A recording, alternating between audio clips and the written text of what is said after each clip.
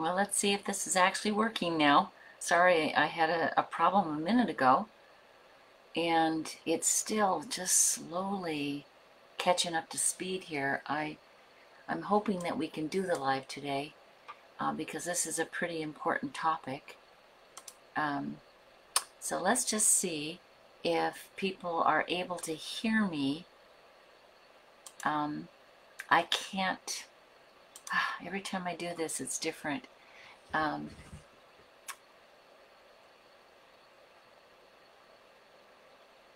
There we go. I'm trying to look and see if, as I'm chatting away here, trying to get this thing going, it's been, I don't know about you, but with all of the problems with the internet these days,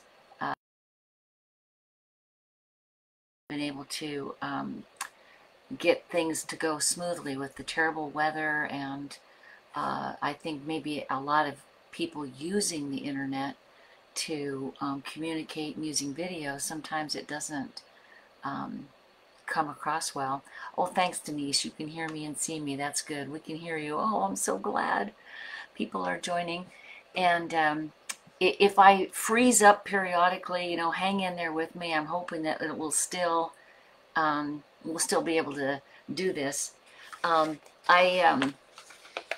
have been sort of in between. I've tried to clean up my desk so it isn't as messy as it used to. Still renting a place. I haven't moved into my own place. It's been several months of sort of hanging out in a furnished apartment somewhere in Washington, and it's not really my place. And so I'm feeling kind of, displaced and out of sorts some days. And so it just figures that the internet isn't working, and I've got the camera. I was trying to use a camera where I was closer so I could really look at you. Instead, my camera's at the top of my screen, just because it is. And hopefully a bit more going on. Let me tell you what we're talking about today, which is context blindness. We're talking about what's happening this month for our meetup group. But before I do that, I thought I would sort of welcome some of the new people that have just joined us. There's quite a few new members who have joined our meetup group, and I want to remind you how to do that. If you aren't a member of the meetup group, you certainly can come to the Facebook page and learn some things, but the meetup group is where it's all happening. That's where the events are, the video conferences, the teleconferences, the online discussions. And in order to join the meetup, all you have to do is, Google Meetup, Google our group, Asperger Syndrome Partners and Family of Adults on the Autism Spectrum is the name of our group. And all you have to do is fill out some answers to 4 questions. I like to make sure that everybody actually is joining the group who should be there, and that would be the neurotypical partners, the wives, the husbands, the children of adults on the spectrum. It's to learn more about how do we live with adults with high functioning autism. And like I said, our group's been growing by leaps and bounds, which is really rewarding. And we have people from all over the world, so please join us. It'd be great to see new faces. And all you have to do after you join is you get 30 days to sort of try the group out. So you can sign up for events in that 30 days. And then after that, if you want to be a regular member of the group, it's $25 a year. It's not much. It's just to help pay for the cost of meetup and setting up these conferences, responding to questions and so forth. And let me think, what else? Oh, and also, as a result of being a regular paid member, you have access to all of the previous year's recordings of our monthly teleconference. So teleconferences are where people can, members can come and listen to a topic that I'm going to present, or that I have presented. You can listen to the recordings, or you can come to the live teleconferences, and then ask questions. I always open it up for questions after our very brief presentation. And I think we learn more from the questions than anything, because people are talking about their lives. And that's what we need. We need to talk to each other about what this is like. So, another thing that's kind of I'm really excited about is that more people are starting to set up local meetups for their geographical area, and the purpose of that is so you can just get together with new friends and learn about what's going on in your community. It's still video, they're not live yet, but if more people want to do that, it's just a chance to talk casually about the subject. I don't participate in those meetings, but once in a while I will show up and chat with people. And we've got two big ones going on right now. One of them is in the UK, and let's see, that's run by Rosemary, right? UK. Now, you don't have to be in the UK to join these groups. They're posted on our site. You can sign up and do it. It's just kind of nice to meet with other people that are in your area. And then the other group is an East Coast group, and it's currently being run by Virginia, and it was Nanette set it up and ran it in December and January. So again, you don't have to be on the East Coast of the United States to participate in one of these groups, but it's kind of fun knowing that, you know, just down the street or in the next county, you've got people who know what you're living with and kind of speak your language. And we also have groups elsewhere. We have groups in Southern California. We have a group in Northern California. We have a group in Portland. So all you have to do is check our meetup calendar, and you will see where these events are being held. And if you want to join, you can sign up. So I just think it's amazing that we're reaching more and more people as they start discovering that they're not alone.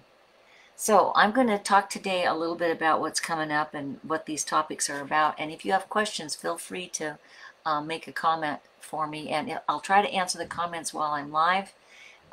If I don't get to your question, don't worry, I'll get to it later. I'll answer the question later, and then this live will be up. It's being recorded, so it'll be available for you to listen to again if you want to. And by the way, those of you who are watching, make sure you let other people know that we're live so they can come and join us. You can kind of let your friends know. Okay, so in March, I sort of titled this March conferences as Context Blindness and Empathy Dysfunction. I call Empathy Dysfunction EMD. So the very first conference is Autism as Context Blindness, and that'll be held on March 1st and March 4th. By the way, if you don't get in and sign up for things right away, they do get sold out, because the video conferences are small groups, 10, 12 people. And the reason for that is that I want people to be able to talk to each other more, and also I don't record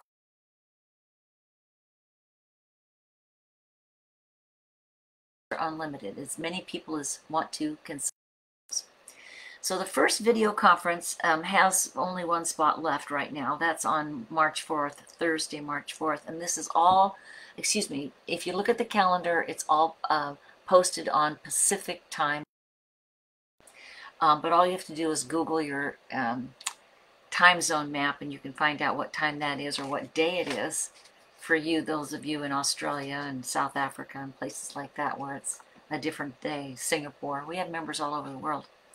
So the first one is Autism as Context Blindness, and I just love this topic because when I first read the book by Peter Vermeulen, it's Autism as Context Blindness, it made so much sense to me. It's not necessarily that autism, people with autism are context blind, but they are not context sensitive. They don't often pay attention to what in the context is relevant to talk about. They just seem overwhelmed by the small talk, the chit-chat, the reorganizing of a conversation that we neurotypicals do, because what we do is we're very context sensitive, and we're always focusing on the person. Focusing on the person first. We want to interact with the person, not necessarily the topic. The topic is important, but it doesn't come before connecting with the person. That's why I keep looking to see who's commented over here on the side of my page. And it's always tough doing a live because I can't see you, and I want to look and see who's there and chat with you. But the idea is that they don't do that. They tend to listen to your words. They tend to focus on what the subject is, and so they miss the cues, and we miss the connection with the person that we're trying to talk with. So I think that's a huge distinction, and it kind of leads into the next set of video conferences. Oh, and by the way, if a video conference is full, never fear. A lot of times what we'll do is we'll add a third or fourth conference in the month when something seems to be so popular that we need to add it. So if I've got some time in my schedule, I will put another conference in on a topic, or if you send me an email or make a comment on Facebook, I'll find a way to add that conference in for you. So the next piece of this context blindness, if you think about it, is the video conference. The next one is Narcissism, or what I call the dark side of Asperger's. Narcissism. So many of our members thought that their autistic loved one, their high-functioning autistic loved one, was narcissistic before they realized that it was Asperger's syndrome or high-functioning autism.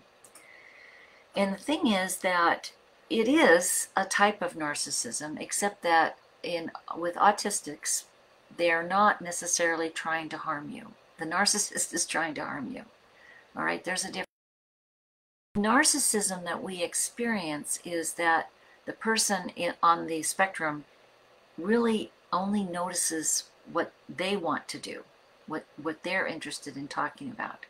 So they wait for us to say, wait a minute, I'm changing the subject.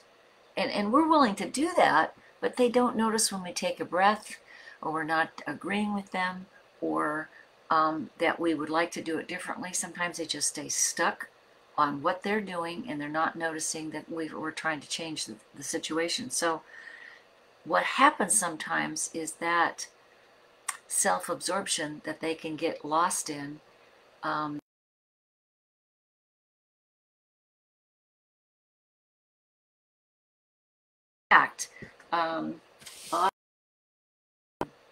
can also turn hostile. And that's the dark side. So we'll talk more about that. In fact, I wrote back in 2019, the title is Empathy, Asperger's Style, which is different. And this person was really kind. She identifies as being on the spectrum and talks about being a highly sensitive person.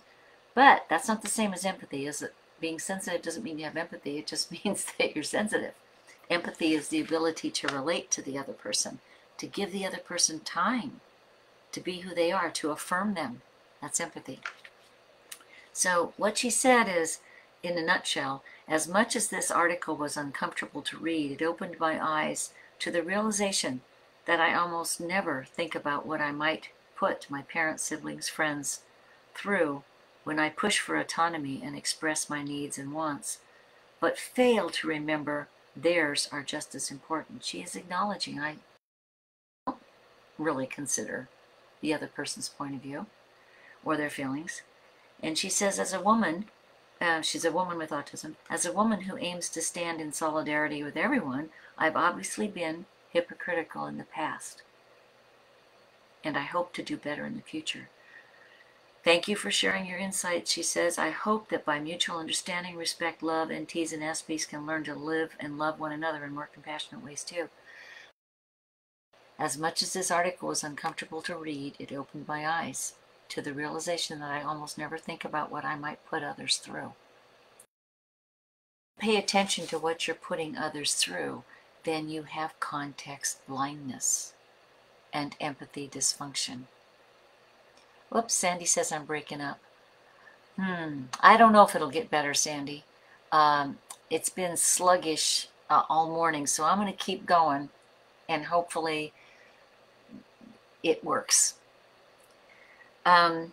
So at any rate, Every once in a while I get a delightful email like that from someone on the spectrum who starts to get that there's more to connecting with their loved one than talking about a topic, than doing a soliloquy, just talking about what's important to them, or by trying to blame their neurotypical loved ones because somehow we didn't give them a credit for whatever they felt was important. Next topic is, I think, still related. I call it ghosted by Asperger syndrome. So when somebody doesn't have empathy, when they're not paying attention to the contextual cues, it feels to us neurotypicals as if they're not acknowledging us. We're being ghosted, right? It feels like they don't know that we're there. We're invisible. And then sometimes they actually do duck out because their anxiety is so high that, and they kind of pick up that we're not happy with them, so they just slip away. So it's kind of two different types of ghosting that we'll be talking about, and how to work with this stuff, how to help people feel strong enough to hang in there, right? So ghosting can be both that the neurotypical feels invisible because we're not being affirmed, they're not paying attention to the context, and it can also be that the our Asperger loved ones feel inadequate, and so they slip away. They try to kind of hide from us. And that often feels like some passive-aggressive stuff, if you think about it. It feels like they're just going to quietly say nothing and do nothing so that things will get better, but it doesn't get better, right? If you're not talking about it, if you're not connecting with that person and coming to some, understanding of how can we be better together, like this other woman was talking about, how can we do better together, then it doesn't work. And our Aspies are very well noted for not knowing how to talk together, which is the last topic. This is the teleconference for the month. Oh, by the way, on Ghosted by Asperger Syndrome, we have plenty of spots available still. That's on March 15th and March 23rd, it looks like. And we've got 3 spots in one and 5 spots in the other, so you can sign up for either one of those conferences right away. And I would do it right away because they tend to get sold out. And then the last topic is a teleconference, and it won't get sold out. I've had 75 people on a call, 100 people on a call, 20 people on a call. Sometimes we've had small teleconferences. It's totally free to members to be in a teleconference. And I do record those. Remember, I'll record it. So if you miss it, all you have to do is, if you're a regular paid member, you can go to our private website and listen to the teleconference. This one is Aspies Speak to the Topic, Not the Person.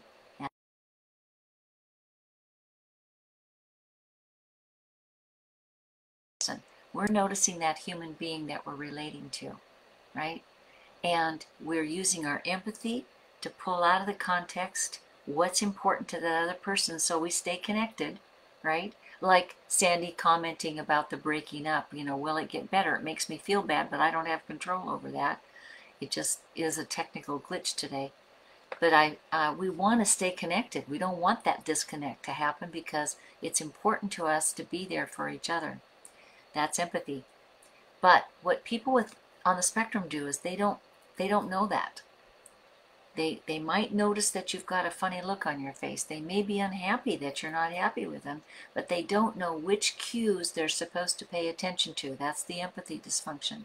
And so what happens is they kind of veer toward staying on the topic. They listen to your words. They try to respond to what you've said as opposed to what you mean.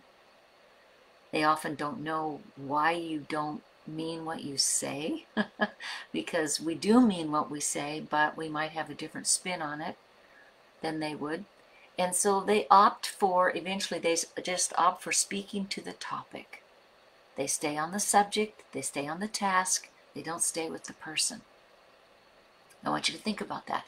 If they don't stay with the person, then it feels like we're not heard. We feel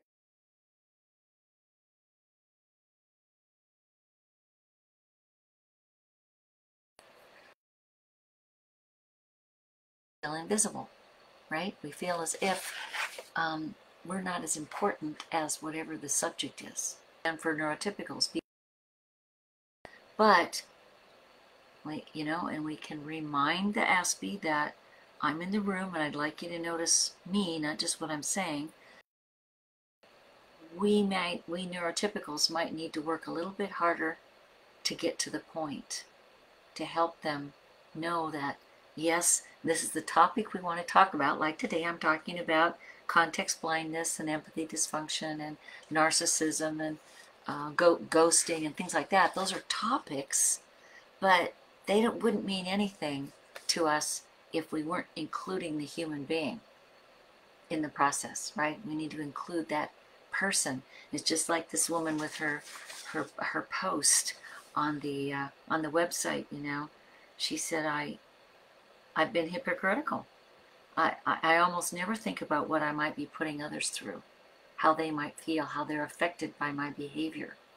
And empathy is noticing how the other person is affected by your behavior and adjusting your behavior to get back on the same page.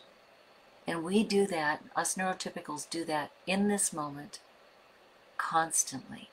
We're constantly assessing, are we connecting? We don't do it later.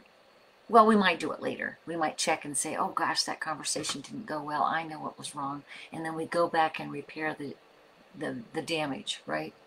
But in terms of our autistic loved ones, they might figure out that they weren't on the same page with us 90 minutes later, a couple of days later, or never. So I want to talk about how we can cope with those kind of things and how we can stay on the same page with each other. Now, I noticed that nobody's left any questions, so I know there's quite a few people on the call.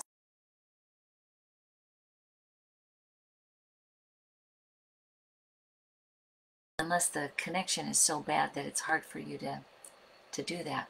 But I'll wait for a question, see if there's anything you want to ask me about this.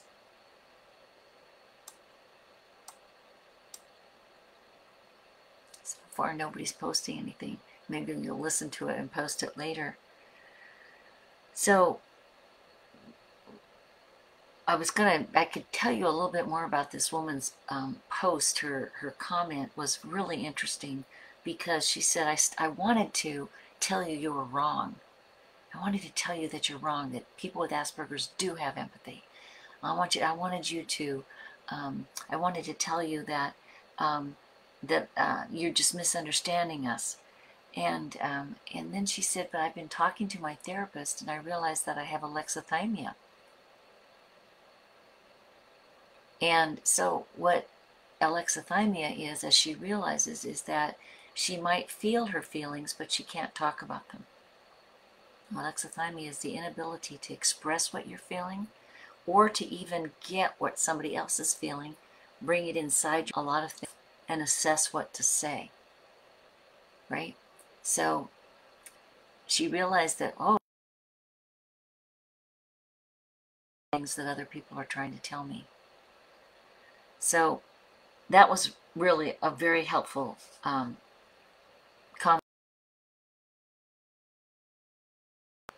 A lot of times her emotions are so aroused that she's just in a meltdown mode.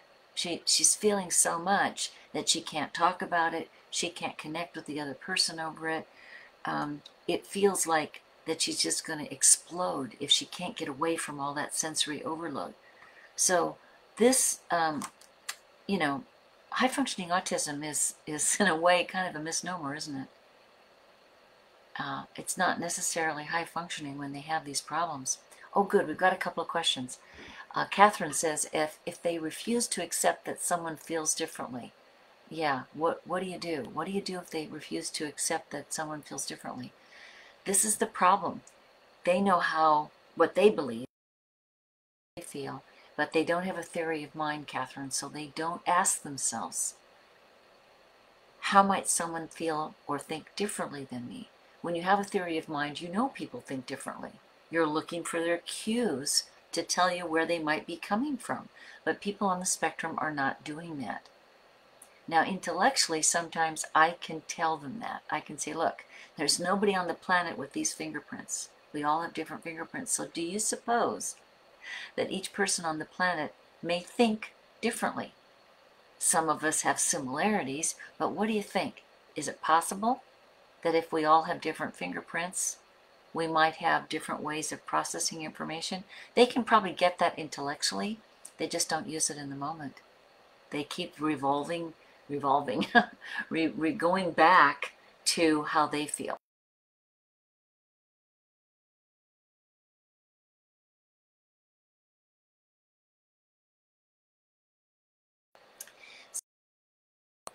How they think.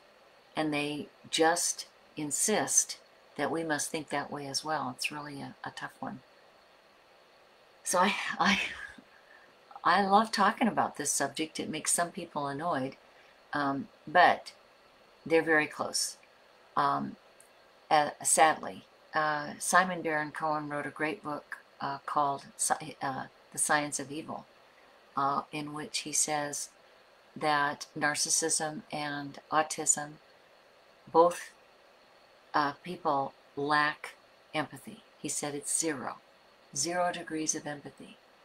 If you have 0 degrees of empathy and you are not stepping into the other person's world, understanding their mindset, then you can just run over them. Okay? You can run over them, just like this woman in her post was saying, I don't think about others and I've been a hypocrite. That's not okay. Now, the fact that she identifies as a hypocrite means she's not a narcissist, right? It means that she gets it, that this isn't a kind thing to do. So what Simon Baron-Cohen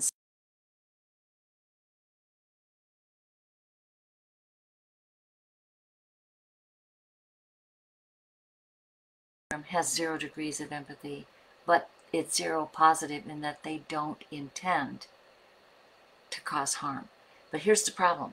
They still cause harm, as far as I'm concerned. Because when they run over you, when they don't consider you, and you allow that, then it hurts. It causes problems, the communication grinds to a halt, and they might just figure you're being too needy. The person with autism might think you're being too needy or too that you're being unkind because you don't understand their point of view. They figure if you understand their point of view, you would agree. Of course, that's not true, is it? We can understand somebody's point of view and not agree with them. So they're very close, but when I'm working with people on the spectrum, I sit them down and say, look, there's rules of engagement. There's rules you need to follow to be kind. So is it kind? Is it necessary? Is it true? Right? That's important. And they can understand that. The narcissist kind of laughs at you and says, oh yeah, I probably shouldn't treat people that way, but you know, it works. So Catherine says, oh yeah, that's a good way to describe it. And yes, often they cannot see the other side. They refuse, the other side. They might refuse to. And you know, she's going to use this explanation. I hope it does help. So the idea is that a moral code has to be taught to people on the spectrum. Whoops, sorry about the noises. People on the spectrum don't learn through empathic connecting. Okay, they don't necessarily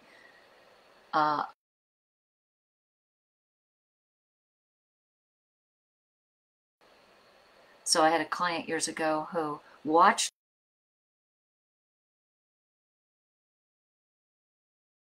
understand the rules of engagement unless they're consciously taught the rules. And I was carrying my bag, my briefcase, and a latte in a paper cup.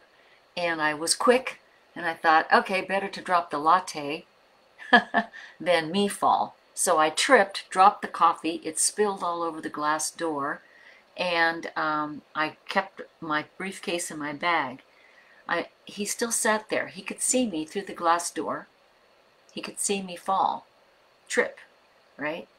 I opened the door, but I wasn't sure he could see me because he didn't move. He didn't budge. And when I got in, he said, you know, dyspraxia is a symptom of Asperger's. Dyspraxia is the clumsiness. And I said, oh, okay. You wait right there while I clean up this mess, and then we'll talk. And he did. He sat still because it was too hard to explain in the waiting room what was going on. So when I got everything all cleaned up. I didn't want other people walking through a messy coffee mess and the stuff all over the glass.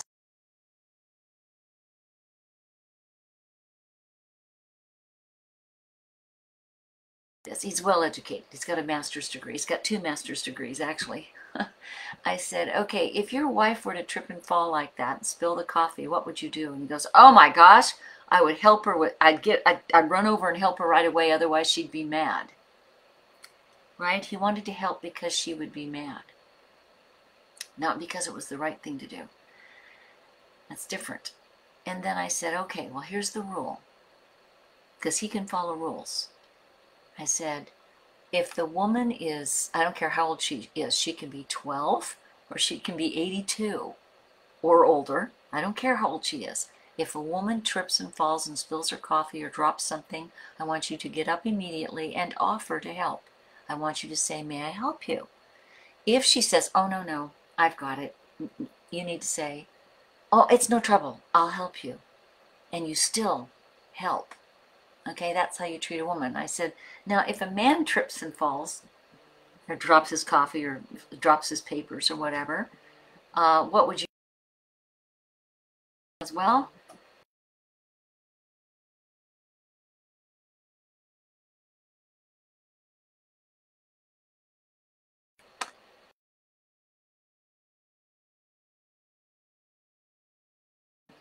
I wouldn't want somebody helping me. And I said, yeah, men are a little bit different. So here's what you do. You can say, degree and 2 master's degree and a successful professional helping. Now, he accepted that. He incorporated it, and he said, thank you, I didn't know that. A man with a bachelor's didn't know that. Right? So what this is about is a lack of empathy. It's an inability to have learned over time how people. But if you're on the autism spectrum, you're not learning from other people. You're learning just inside your own head what to do. And that comes across to us as if we don't count. So anybody else got a question for me before I wrap up today? I'll give you. Oh, yeah, Sandy. Fine. She was still asking about whether the recording has gotten better. I have no idea if it did. I sure hope it did. So at any rate, I do hope you join me. I hope you are able to find our meetup page. Daniela will probably post a few things on here on the Facebook page as well, so that you can get the link over there. And you can also just go to my website, because I've got links on my website to the meetup group. You can go to www.kmarshak.com, or you can go to our private membership page and get the link to meetup, and that's asd-ntrelationships.com. It's kind of a mouthful, but I decided I'd use words that we could all relate to. Alrighty then, it doesn't look like anybody's got another question. I hope it was helpful today, and I'm looking forward to next month's Facebook Live, and hopefully I will be in my new house and I can take you on a tour. Okay, everybody, thank you very much. Take care.